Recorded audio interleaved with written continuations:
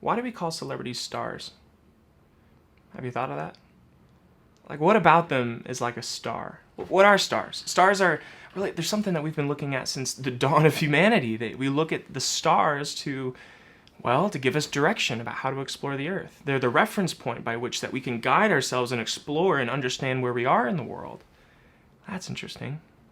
They're also the constellations. They archive the past and they give a context for who you are in the present, and they even prophesy into the future.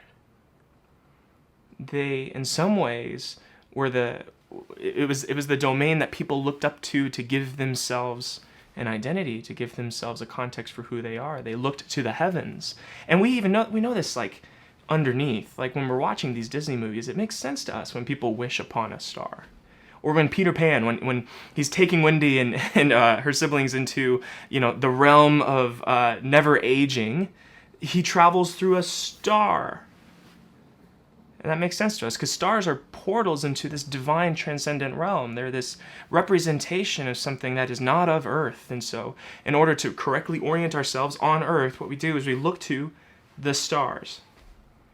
And this was really made clear to me through the work of Carl Jung and Jordan Peterson. And when I first really kind of started understanding that connection, it really brought into clarity some of the behavior that we see around people and celebrities. So for example, there's a seeming like religious devotion as within the behavior that especially I think younger kids, both boys and girls, have towards their celebrity icons. So I mean, what do you think all these young girls are doing when they're tagging Justin Bieber in their Twitter feeds and they're trying to DM him over and over and over and they're trying to get noticed? They're praying.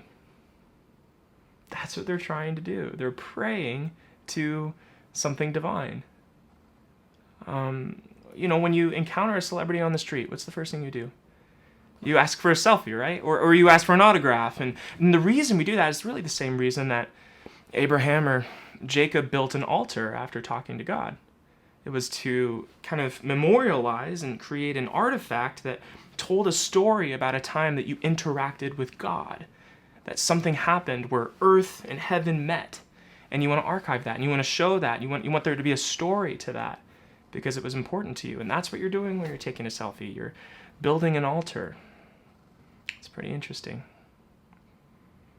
So fandom, in some ways, isn't just about what entertains you, or it's not just about what your interests are. It's like, what are you being conformed into the image of? What is informing your past and your present and your future? What is the directing force, the reference point that is guiding where you're going? It's worth reflecting on. This also brings up an interesting maybe thought experiment in reference to pursuing fame or trying to step into the public eye. Because I've been trying to make sense, and maybe you can help me in the comments, like, give me your thoughts here, because I'm trying to make sense of, like, what's been happening with, the advent of social media algorithms and how that's having an impact culturally on the mental health of people who are trying to step into the public eye. So I think I first started to kind of notice my own just mind shift around, okay, so I used to be kind of like an Instagram, like a landscape photographer, and that's really where I got a lot of these followers. So if you look up at the top and it says 40K, most of that was just for landscape pics, so I've had this account for a long time.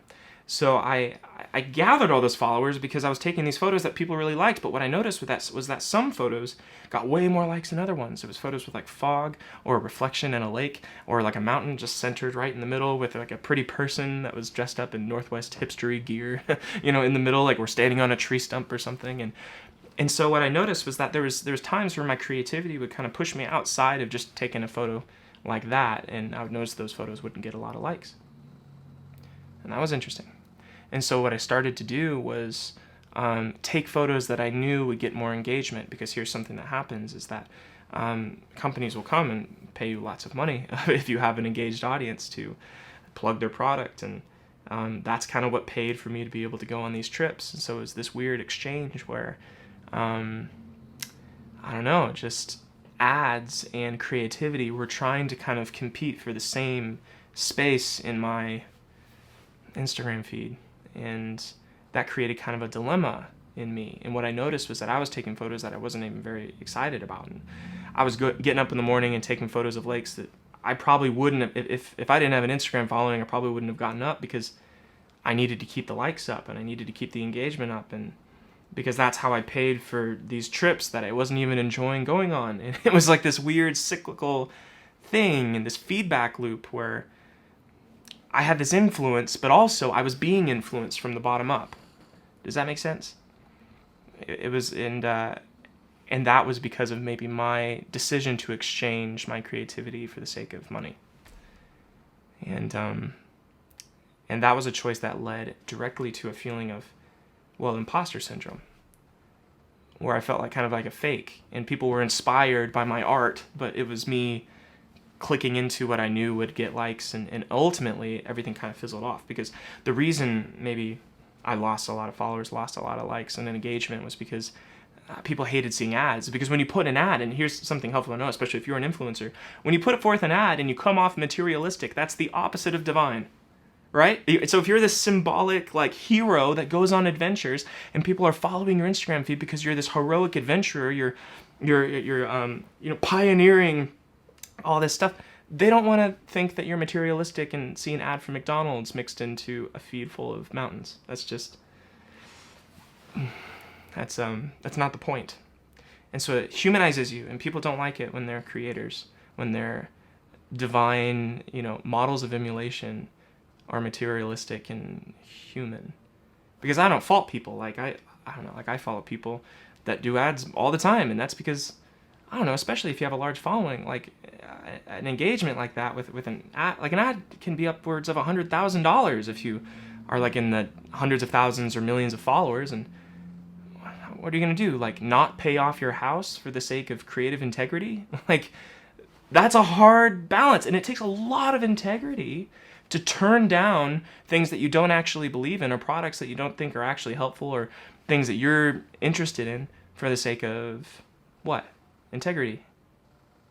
And it's a force that I don't think many people can resist, and so it creates this imposter syndrome. So the whole reason I bring this up is because I think the algorithm of social media is actually creating a space where lots of people are becoming famous.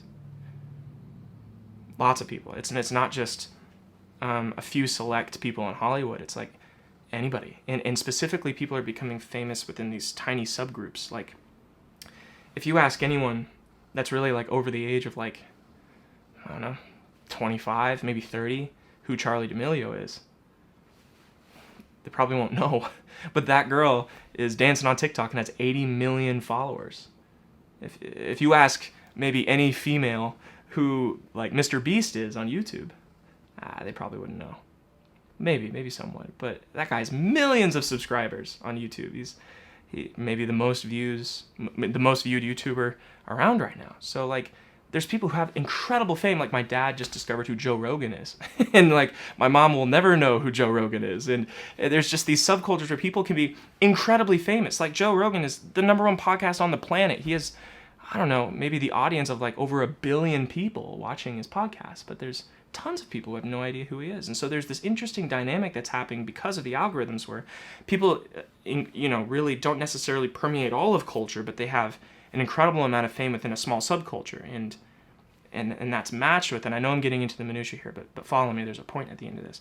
That's matched with this shift that's happening on a lot of social media platforms where a lot of social media companies are realizing, okay, these influencers are getting hundreds of thousands of dollars for these big ads.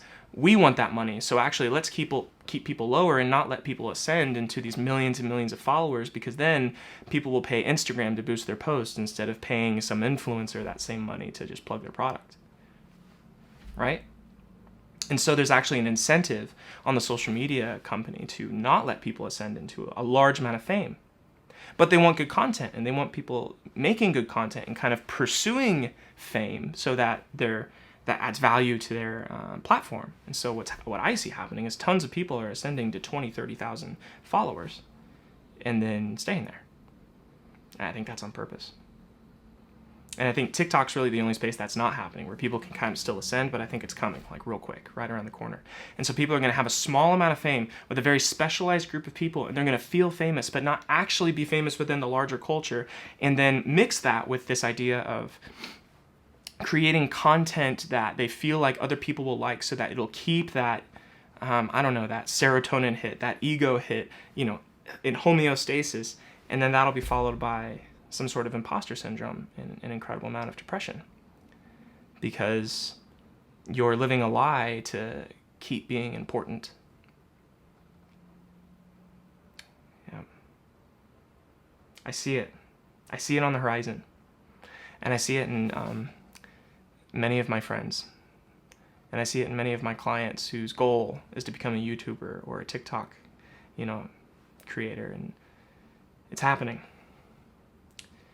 And the thing that I fear is that there's this cultural belief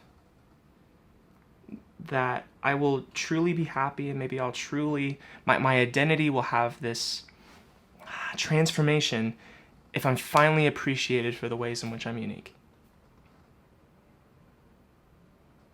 With no space for being content for the ways that you're ordinary. As if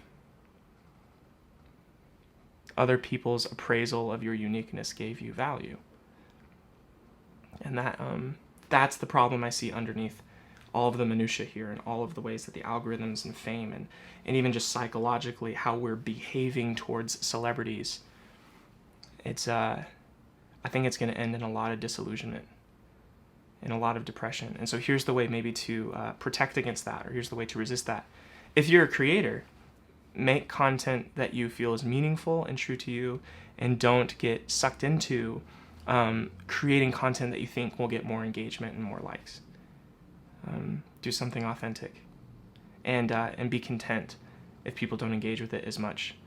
Back off of being strategic, maybe, is one protective factor. The other one would be to be genuinely content with an identity that isn't dependent upon other people liking or engaging with what you make online. And maybe the thing that inspires that is understanding how all these forces are acting upon you, and then seeing that the end of this road really just leads in disillusionment if you let it. But make art and still, post it online. Just don't let your whole identity rest in that, because it leads to depression and disillusionment. Be content with the parts of you that are ordinary as well. Don't hyper-focus on just trying to push forward your uniqueness. Enjoy time with your family, time walking around in your neighborhood,